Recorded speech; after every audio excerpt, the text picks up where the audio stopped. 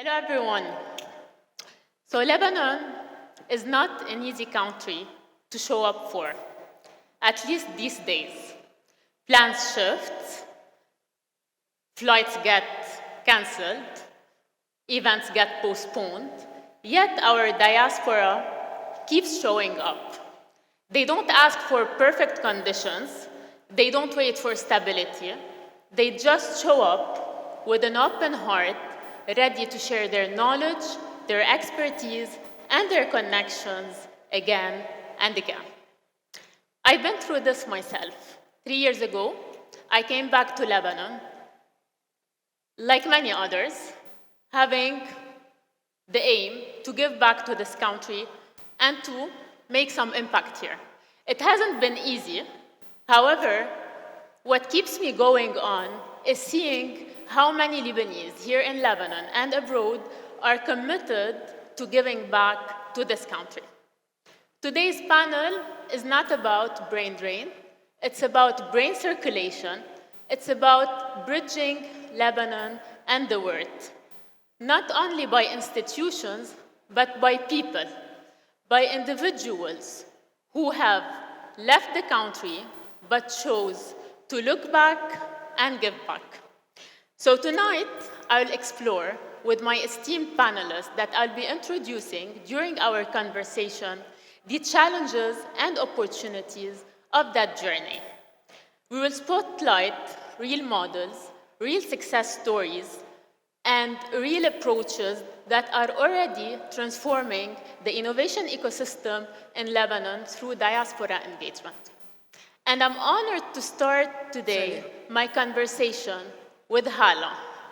Hala is someone who lives and breathes diaspora engagement. First, thank you so much, Hala, for joining us and for being part of this panel. So Hala Tarabay is a diaspora relations lead at ICMPD, originally from Lebanon, but she's a diaspora herself.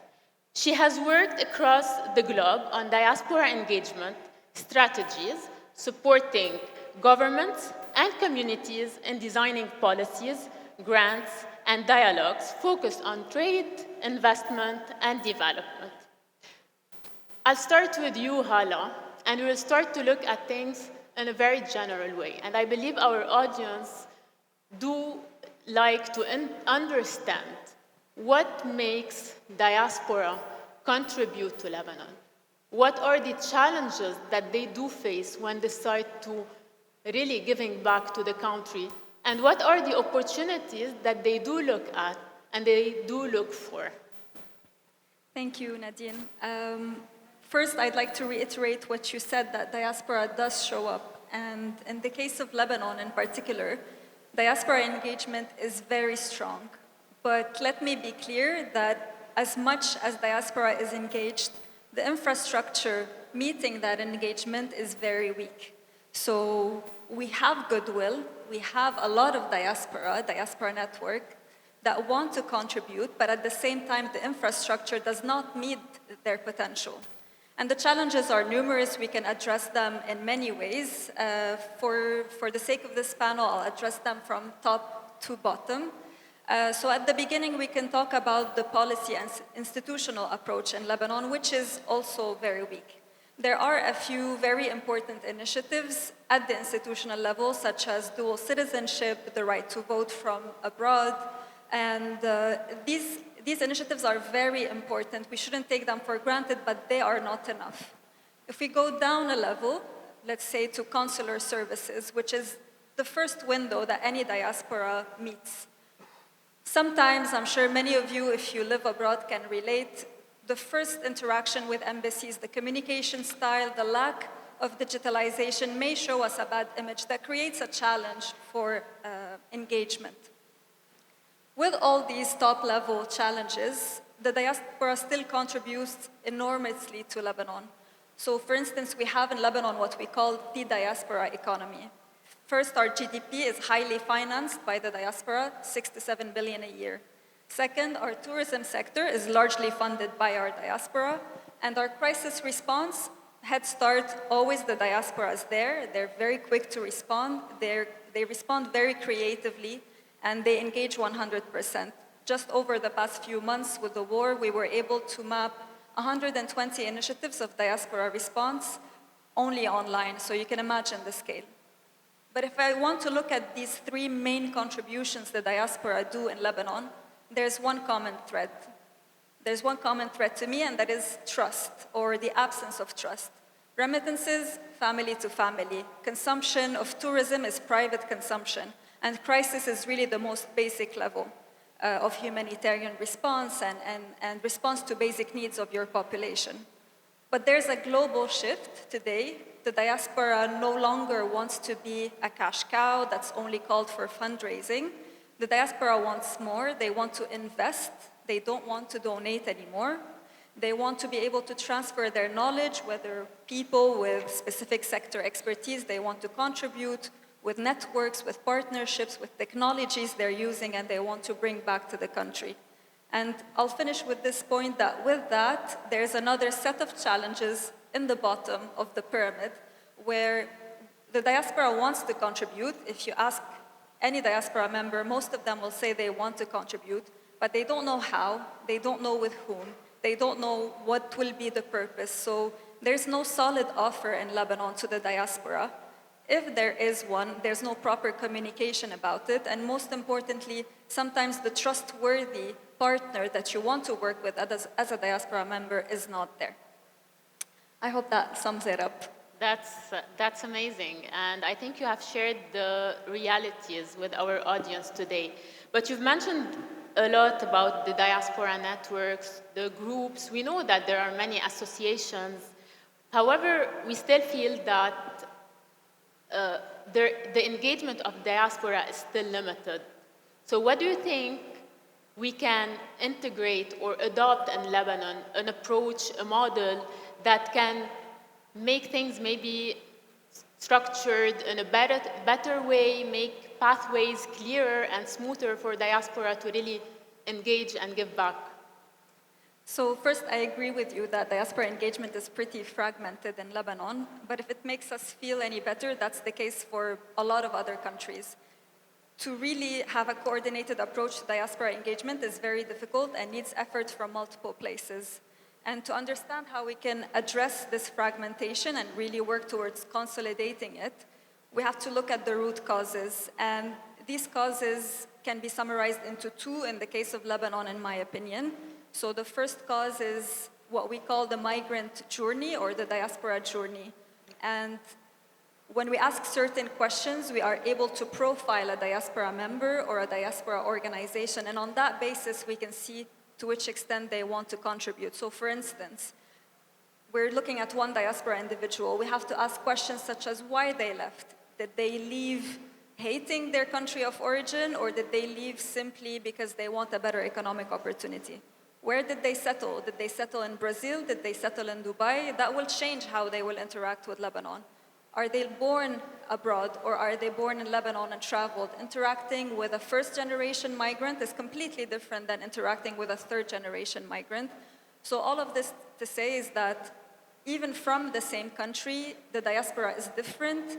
In Lebanon, it's very easy to say, let's say politics is one dividing topic. So diaspora is naturally fragmented, and in order to engage them properly, we need a tailored approach per group. The second point that I think contributes to the fragmentation in the case of Lebanon in particular is the fact that many organizations are new. So over the past 5 years, many new organizations were formed, and this is as a response to the crisis. So it's only natural that they're not coordinated yet. But at the same time, we have to remember that diaspora networks, diaspora groups, they're often made from people giving their voluntary time. So these are people who work abroad with full-time jobs. These are people who likely have families. So anything that they're giving us is really on top and top of many other things they have to do. So we have to be realistic in what we ask of them. But to really help with that consolidation, we have recommendations that we usually give diaspora organizations and others for the country of origin. On the diaspora organization side, we always advise them to be apolitical. We advise them to have an agenda that is not based on ideology, but based on impact. And we advise them to be this trustworthy partner for the diaspora to gather around. At the same time, we cannot ask them to be the strategic partner without offering them something to contribute to in the country of origin. If we don't offer them a strategic option, we cannot expect them to work strategically. So there has to be a national development plan, or even at a local level, a roadmap, a platform, an incentive, something for them to fit in that puzzle, because we can't expect them to be the driver themselves of the development of the country of origin. They're only going to contribute to what we offer them. Perfect. Thank you. Thank you, Hala. I think what Hala showed us today is that it's not about shortage of willingness from diaspora. It's more about having the right structure, the right pathway, and having the trust also. So, and I do want to mention it again, a very important point, that diaspora wants to invest and not to donate. And this is what we will be showing you throughout this panel, how we can bring back our diaspora to Lebanon to invest through models that are already in Lebanon and that are already being implemented within the institutions in Lebanon. Thank you, Hala. Now, what happens when a country's greatest minds leave but never let go? My next panelist is Dr. Jimmy Nassif, the co-founder and CTO of IDEALworks, a spin-off from BMW Group.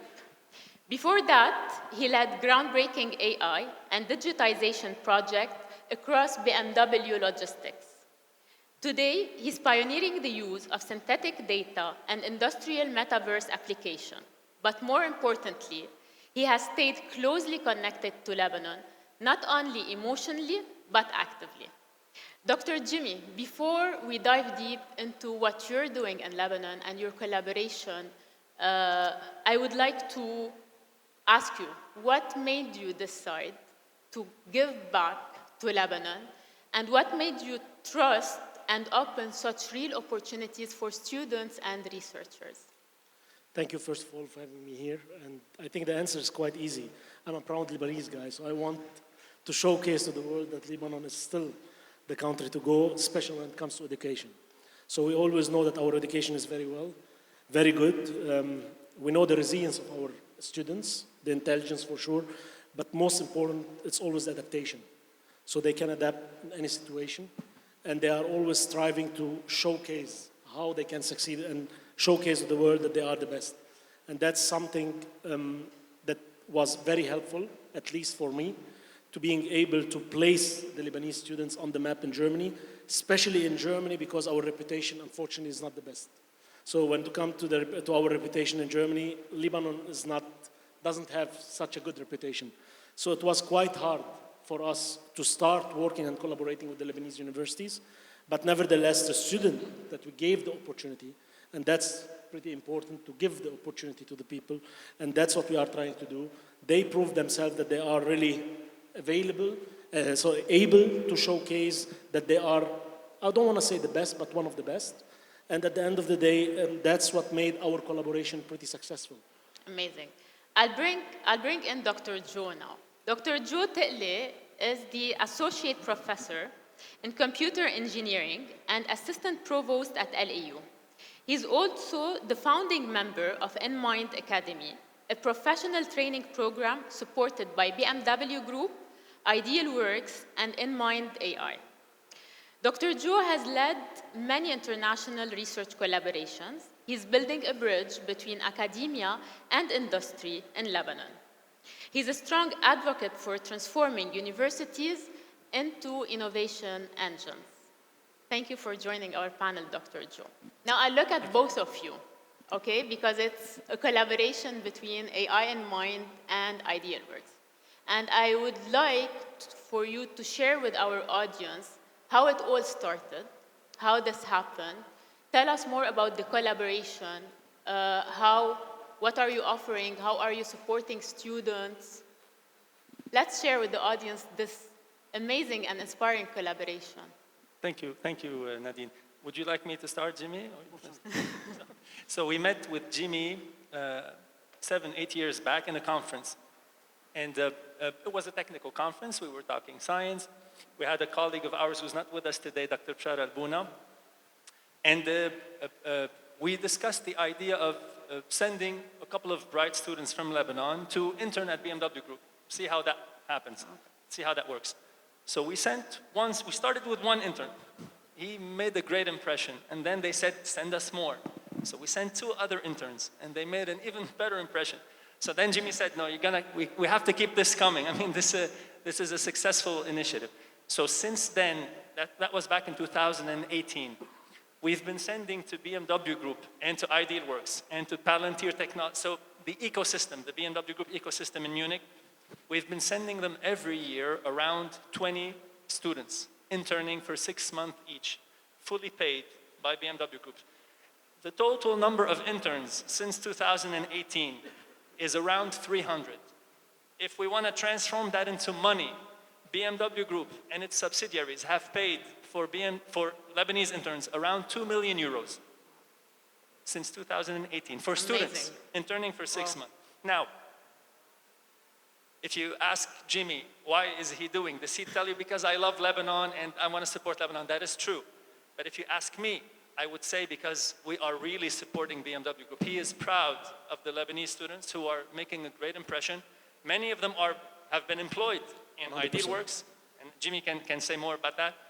And we were able to create, based on the request of BMW Group and IDEALworks, a startup in Lebanon, InMind.ai, to outsource some of the projects back to Lebanon. We have currently around 120 engineers working from Lebanon to BMW Group, and they train the new batch of interns every year. So it's an ecosystem. We have the brightest students from university trained through the academy. It's a 2-month training program by the ex-interns who are now engineers employed in the startup. They go to Germany, they intern for 6 months. Some of them end up being employed in Germany. Some of them come back and they are employed in InMind. Some of them, they just come back and join the marketplace. So they gain the education, they gain the exposure. We were having a chat with Abbas a few seconds ago. Yeah, let's do it with exactly. With Yousif. So I'm getting there anyways, I'm getting there. so it's take and give. So you're not just providing the students with the opportunity of getting an internship and then getting a job, and it's remotely, so we're not creating any kind of brain drain here. And you're also giving them the chance to give back to the community by training more students and opening more doors and more opportunities. 100%. To just keep with the numbers at the end of the day. So basically at IDEALworks, we are 102 people in Germany, in Munich. Out of this 102 people, we have 48 people from Lebanon, which is 80% of the tech team is coming from Lebanon. Okay, so I think we should give it an applause. That's basically something, thank you.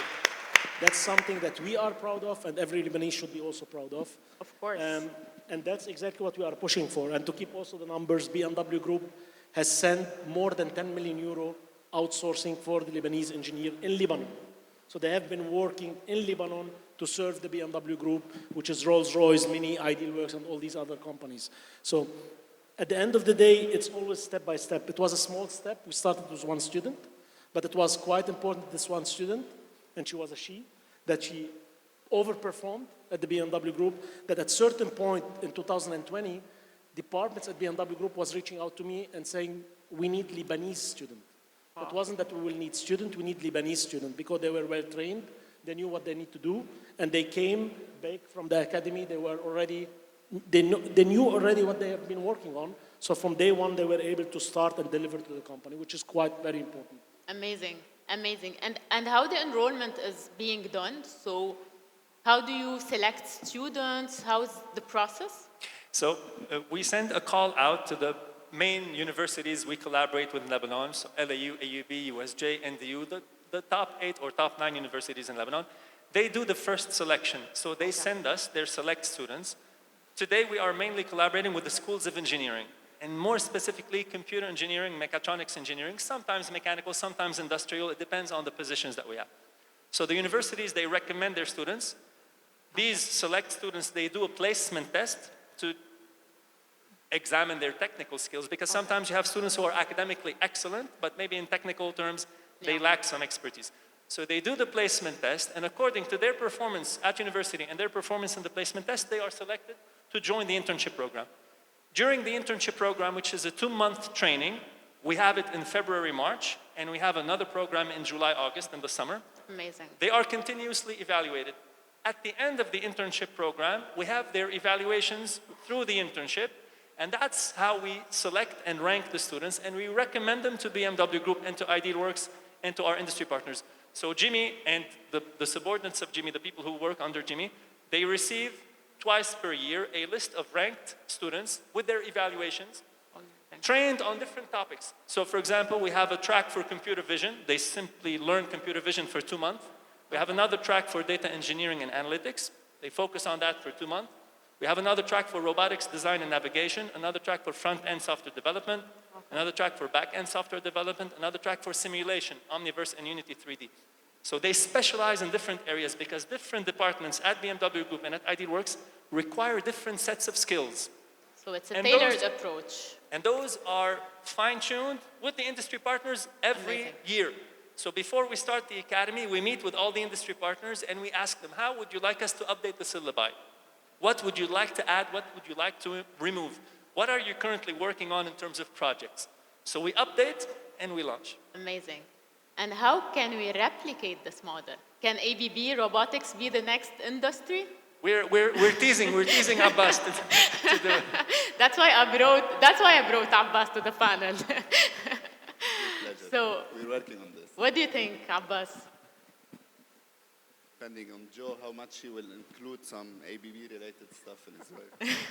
It's a pleasure. We're ready. We're ready to tango. We're ready to tango. I'm not gonna make the deal on the stage. So Joe, really, how do you think we can replicate? Today we have within our audience industries, we have universities, we have even students who really want to know how we can take this further. So we have already one collaboration with BMW, but there are many industries abroad who I think believes in our talents or are ready to trust at least this system. So we were having this chat with Abbas. I think the same approach can be applied with any industry partner working in the tech. We're mainly focused on the tech industry. Okay. This is our area of expertise, myself and Jimmy. Okay. So any tech industry or any partner who requires tech expertise, and we're talking from software to hardware, because this is computer engineering, so it spans hardware to software. We can meet with them, we will learn what they need, Okay. and we can train our students to meet those needs, and we can send them one intern. That's our bet. So I was telling Abbas, take one person. The top LAU, the top AUB, the top USJ, the top USEG, so one top student, we train them, you try them out. If you don't like them, stop the collaboration. Otherwise, give us a chance. We don't need the diaspora's pity. We don't need the diaspora's donations. We don't need their feeling the sentiment of supporting Lebanon. We want them to support us rationally. We want them to benefit from this support. We will provide them with a service. The service is the effort and the work of the students, trained from our end. If they don't like it, they can go to China and India. Otherwise, exploit the resource in Lebanon before you outsource to faraway countries. Amazing. So this is a call to all industry leaders or international industry networks we have within the audience. Let's try to make a deal. Let's try to show you what our talents and our resources can bring to your organization. Thank you so much, Jimmy and Joe. Thank you. Very inspiring collaboration and story. So let me now move from the industry to the academic perspective. And we have with us Dr. Yousif Asfour, the Chief Innovation and Transformation Officer at the AUB, with over 30 years of experience across education, healthcare, tech, and finance. He has held leadership positions in the US and the Middle East. He now leads AUB's innovative initiatives, including the Innovation Park and AUB Online, and is actively reshaping how education meets the needs of today's fast-evolving global economy. Thank you so much, Dr. Yousif, for joining Thanks for having us. So, Dr. Asfour, you've heard from our industry leaders today, and we would like to hear from you how academia, and more specifically AUB, are adapting to meet these changes and these demands. Well, thank you for the opportunity. I don't have all day, so I'll try to be brief. Basically, I think I'd like to pick up on some things that Hala and the others have said. Yeah. My view is, I agree with Hala, that the diaspora wants to be engaged, but they're looking for a trusted partner, and they're looking not just to give money, but to invest and to also have an impact. And in academia, we're in a unique position in that we can be the bridge. The bridge because good academic institutions are trusted partners. They have a trusted network in terms of their alumni and their alumni networks. But also, they work a lot with investing in people to develop the skills that the industry is using. So one dimension of all of that, and I won't talk much about that, is to keep on using the network to develop, attract people like you guys so that we can connect them with our talent that we're developing so that we can develop that. But there's another dimension that I think academia needs to start moving into as well. As our president likes to say, we're not just in the business of developing people to get jobs. We really need to be in the business of developing people to create jobs. And this is where the innovation part comes in. What we're doing at AUB is we're working with our talent of community to help them they come up with ideas, we help them to develop startups. And what we're trying to do is now leverage our networks through alumni or through our alumni networks to connect the diaspora with our startups in different ways. In addition to asking for the more fundamental one is we're looking for mentors. So we're looking for experts in the different parts of the world that can help those startups with the expertise and with the coaching. But we're also looking for networks to connect them with investors. So instead of giving donations, right? Now we're beginning to create and working with some partners here, and some of them were on panels today, to develop funds so that our alumni, our networks can start investing and getting something in return in the startups that they deliver.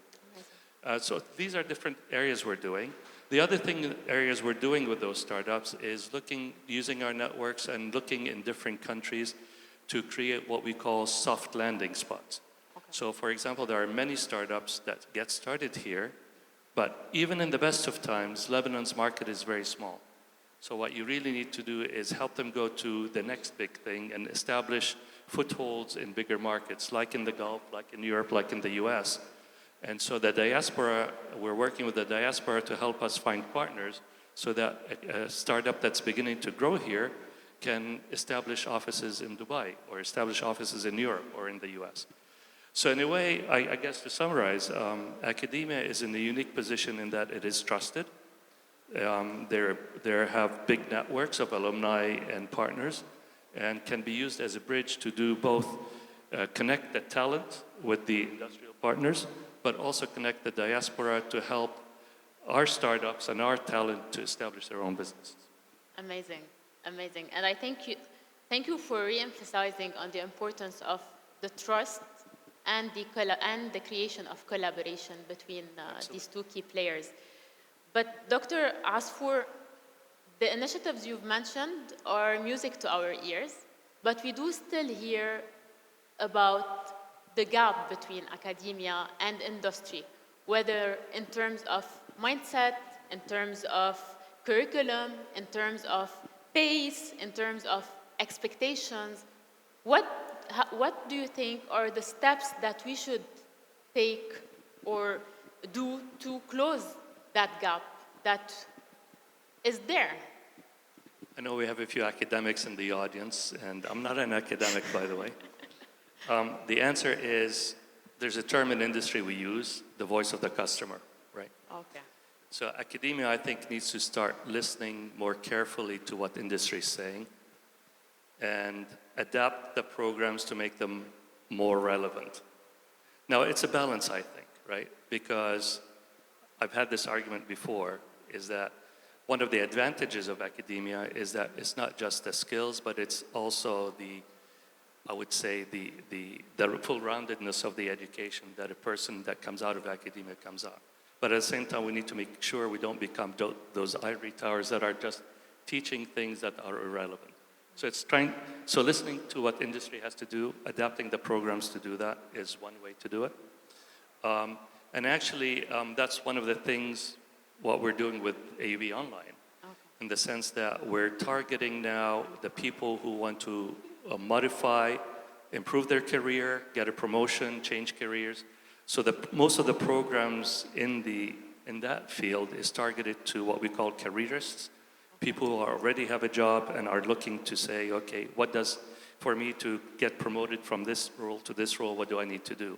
And the way we do that is we have what we call program managers who are listening, actually, doing market research, trying to understand what the industry wants, what those jobs require, and then adapting the programs accordingly. Okay, so it's mainly a call for academia to listen to the industry, their needs, their challenges, and to adapt whatever their curriculums or their innovations based on this. Thank you so much, Dr. Yousif. Thank you for sharing these insights. Now, we've spoken about systems, about partnerships, about academic institutions, but at the heart of all of this is the people who make difference. So people who navigate uncertainty, shift directions, and still find ways to innovate and stay connected. My next panelist is Dr. Abbas Sidaoui, a Lebanese robotics expert and entrepreneur. He founded his own robotics startup in 2019, was named to both the MIT Innovators Under 35 and Forbes 30 Under 30 lists, and today leads the R&D Navigation and Control Department for ABB Robotics. Impressive. Tell us about your journey, Dr. Abbas. Tell us how it all started, the ups and downs, because I'm sure there are ups and downs, and let the audience and maybe the innovators we have today with us know more about this path. There are no ups if there are no downs. Let's start from there. So I can describe my journey in 2 words. It's passion and resilience. And Jimmy was talking about the resilience of Lebanese people. So take this as a case study. I did my mechatronics degree here in Lebanon. And I was accepted for a PhD program in Germany, the same university that Jimmy was at. Exactly 1 month before my travel there, my dad passed away. So plans changed, I had to stay in Lebanon. I started my PhD degree at AUB. 1 year into my PhD, I really wanted to start expanding my footprint. I want to go globally. So I participated in 2 research programs, one in Italy and one in Japan. Okay. I spent 4 months in Japan. I came back with one idea in mind. Research alone is not enough because we have a huge gap between research and industry, especially in Lebanon. So I started my startup. It was one of the first robotic startups in the Middle East. It was very successful at the start. We did a mobile robot for So they can hear you. Sorry. So we did a mobile robot for social. It's a social mobile robot for targeted-based advertising. Okay. So the target was malls, airports, and so on. It was successful. We got an investment from Dubai. We got incubated in Dubai. Then 1 year later, the crisis started in Lebanon. Our team was here. Our money was frozen in the bank. Then COVID hit. So all social interaction was stopped. We had to act fast. We pivoted into navigation systems for mobile robots, and this is my main area of studies in the PhD. Also, it was successful. We did an MVP. We did a very successful proof of concept with a Spanish company. After this proof of concept, they decided to invest in us. We started in the negotiation for the investment. Towards the end of that investment round, this company got acquired by ABB. Another low. So investment on hold again. We started searching for another investment for 6 months with no luck because it was too early to invest in robotics in the Arab world. I was searching for investment, then suddenly I get a call from a global R&D manager at ABB Robotics. I know you love startups, I know you're an entrepreneur. We want to start a navigation team within ABB Robotics, and we want you to lead this navigation team. And this was my move to ABB. So this follows my passion, and at the same time, it gives me a global footprint. I joined ABB, and that was it. So describing this, I see it as success through pivots. I lost a lot within this journey. I lost my dad, my startup idea, my funds. But at the end, I got much more than I have imagined. Now I'm leading a global team across Europe, US, and China, developing the core technology for the navigation of ABB AMRs. So how does this connect to Lebanon? I see it like this whole journey is a reflection of the Lebanese spirit. So we are resilient, we are creative, and we don't give up no matter what. Amazing, amazing. So it's an inspiring story. It sounds short and easy when you say it, but we really hear the challenges, the ups and downs. If you allow me to ask you to share some, or to tell us how you were able to keep going, or what made these challenges turn into this past today, or what are the, I lost the word, but in few words to our innovator, a message like to keep it in mind on how to get to where they are aiming for. Yeah, for me it was two main lessons. Yeah. The network and the mindset.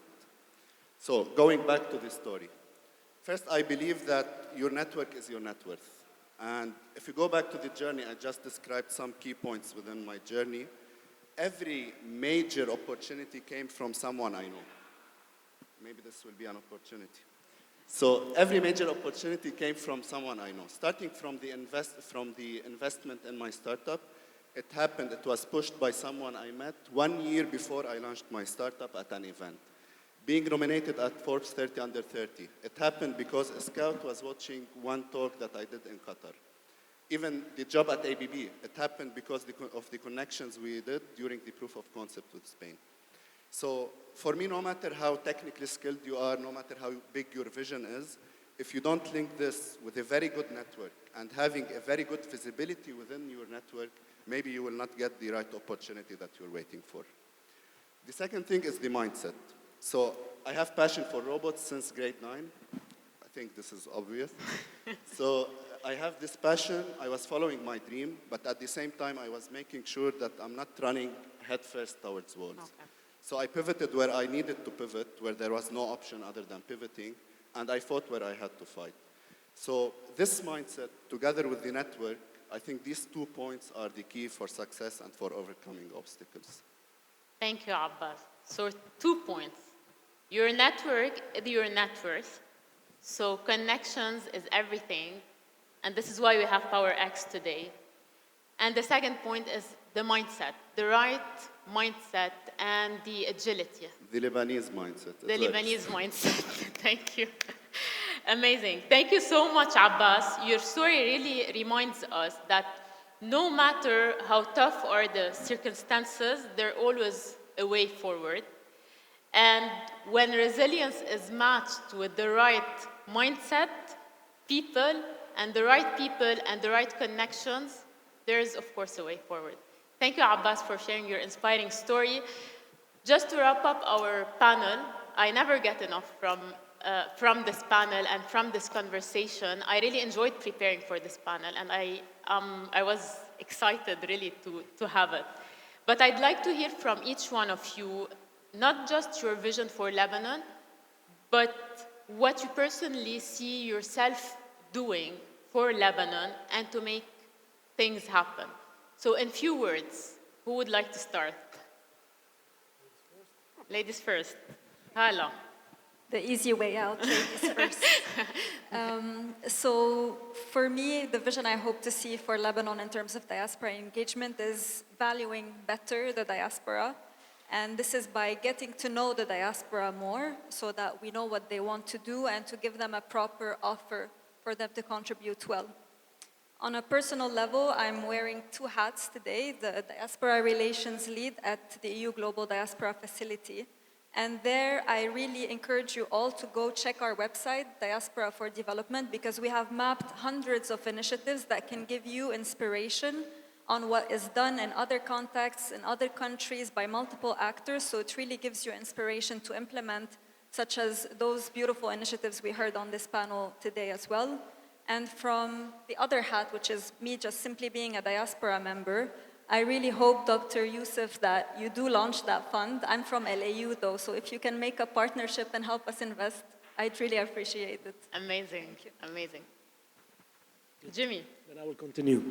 So we heard today many times, trust, trust, trust. So I think this is the most important thing. We need to build this trust in this country in order to make it way easier for diaspora to being able to really give the chance to the Lebanese people, because it's quite hard for us to try to open these doors for the Lebanese if everything is going the way it has been in the past few years.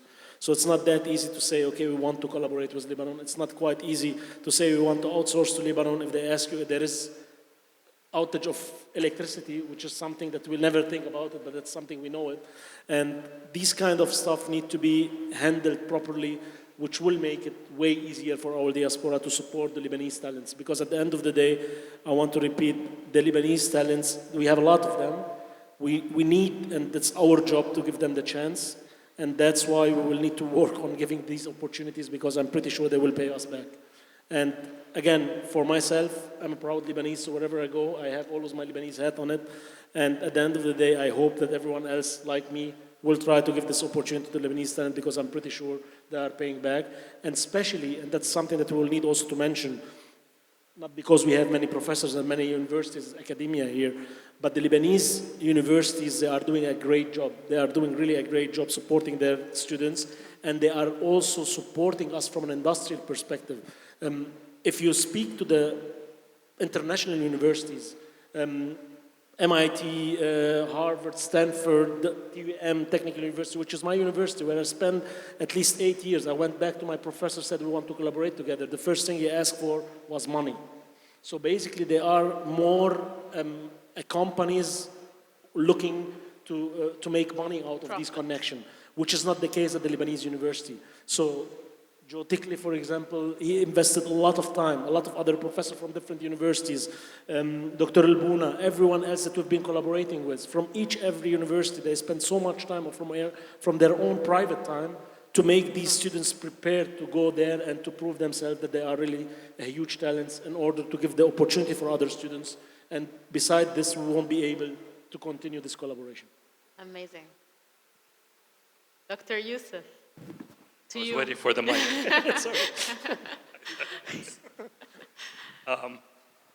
So I don't repeat everything. I agree with We believe we already have a very good education system. So, and we have a testimonial from, but what do we still need to do? And how are you going to do it? I was going to say, instead of repeating everything that everybody's saying, trust, and I think what I'd love to see is impact. What I'd love to be able to see is how the diaspora can see that they're making an impact in Lebanon. And the way I'd like to contribute to that is to continue with my role at AUB and my role in the ecosystem to develop the networks so that we can connect the diaspora in ways that can help the students and the startups make a difference. One of the things that I noticed an observation I made a long time ago is Lebanon imports everything except one thing that it exports. And that one thing is talent. I'd love us to change that equation so that we can import talent and export everything else. And the way to do that is by leveraging diaspora, I think, my role at least, diaspora and the networks to help our talent grow. Amazing. Thank you, Dr. Yousif. Dr. Abbas. Yeah, so also, without repeating what they were saying. But now, in this time in Lebanon, we all know that it's really hard to attract investments, huge investments in heavy tech and core technologies. So for me, Lebanon should be the outsourcing hub for the region and Europe, for sure. We have the talents, we have very good universities, we have one of the top educational systems, maybe if not in the ranking, but in the mentality. Our graduates are hungry for success. They are fighters, as you were saying. So our grads can prove themselves outside. And given the whole situation, maybe this is an opportunity to be really an outsourcing hub in the region.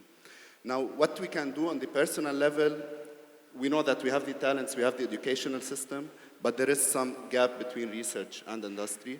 So I see that people like Jimmy, Joe, myself, we can help in bridging this gap through, even if not through opening another end mind, maybe one talk can change someone's life. Yeah. So we need to be engaged more in the ecosystem, being present more in universities and the innovation hubs and so on.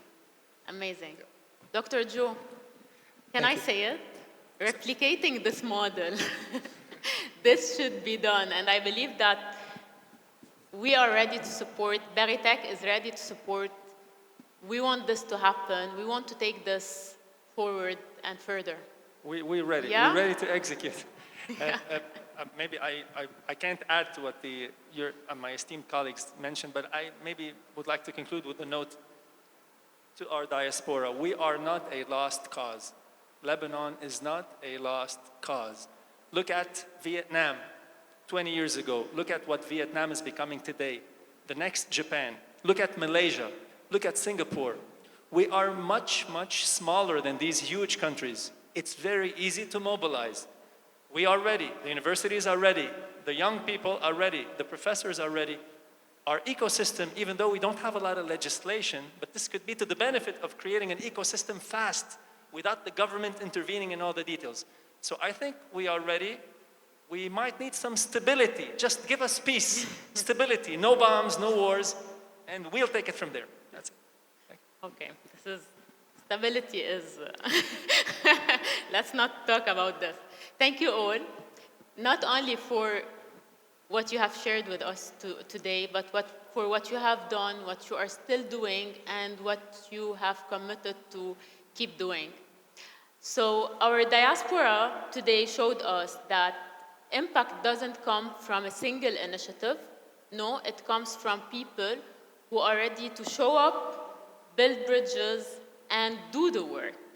So our diaspora isn't waiting. Our diaspora is already in motion. I think the question is, how can we match their pace, their trust, and their vision? So let's make sure we do this. Thank you so much. Thank you.